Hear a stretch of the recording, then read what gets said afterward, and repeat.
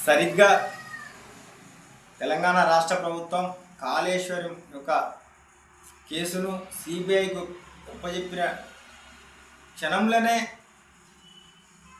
కవితమ్మ react అవడు, KCR suspend చేసుడు, మొత్తం సిబిఐ కేసును తప్పదోవ పట్టించే విధంగా తెలంగాణ రాష్ట్రంలో జరిగిన భారీ కల్వకుంట్ల కుట్ర. ఇది ఒక డ్రామా.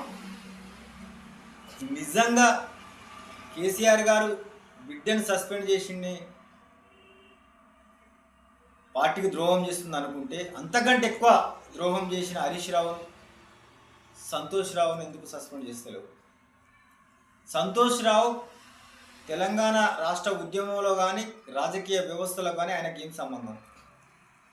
ఇవాళ ట్రాక్టర్లు, గ్రామ పంచాయతీల ట్రాక్టర్ల కుంభకోణంలో 100 కోట్లు సంపాదించినాను ఉనికిడి. హరితార పథకంలో, తెలంగాణ రాష్ట్ర పథకం హరితార పథకంలో 100 కోట్ల సంపాదించినని రూమర్స్. ఇలా 1000 కోట్లు హరీష్ రావు ఎదిగిండని మీ సొంత బిడ్డ కవిత చెప్తుంది. ఇవాళ హరీష్ రావు కూడా అనేక అవకతవకలు పడబడ్డాయని ఆమె ఆరోపణ చేసింది.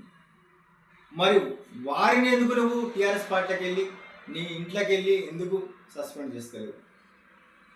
ఇది ఒక డ్రామా కాదా?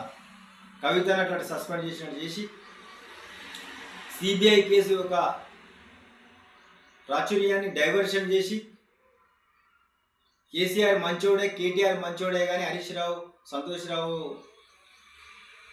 తెలంగాణ రాష్ట్ర పార్టీకి, బీఆర్ఎస్ పార్టీకి పెట్టిన ఒక చీడ పురుగులు, తెలంగాణ సంపదను దోసుకున్న వాళ్ళిద్దరు మాత్రమే అని చెప్పించి మొత్తం మ్యాటర్ అంతా సైడ్ ట్రాక్ పట్టించి ఇది వ్యాపార కల్వకుంట్ల కుటుంబం.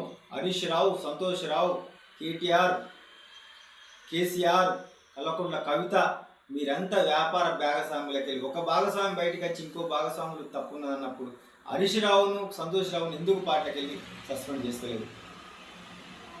ఇదంతా మీరంతా కూడబలుకొని తెలంగాణ రాష్ట్రాన్ని దోసుకొని ఇవాళ ఒక్క రూపాయి కూడా ఇలా తెలంగాణ రాష్ట్ర ప్రభుత్వం దగ్గర లేకపోయా. ఇవాళ అభివృద్ధి చేద్దామంటే ప్రజలతోని అప్పులే అవపడుతుండే, సంపద అంతా మీ కుటుంబం దగ్గరనే ఉండే. నిజంగా నువ్వు బిడ్డ మీద ఎట్లాగైతే సస్పెన్షన్ పెట్టావో, నువ్వు నిజాయితీ పడడం నిరూపించుకోవాలనుకుంటే హరీష్ రావు పైన సంతోష్ రావును కూడా క్రమశిక్షణ చర్యలు తీసుకొని పార్టీకి వెళ్ళి సస్పెండ్ చేసేయి. అప్పుడు నువ్వు నీతిపరుడని తెలంగాణ సమాజం గర్విస్తుంది.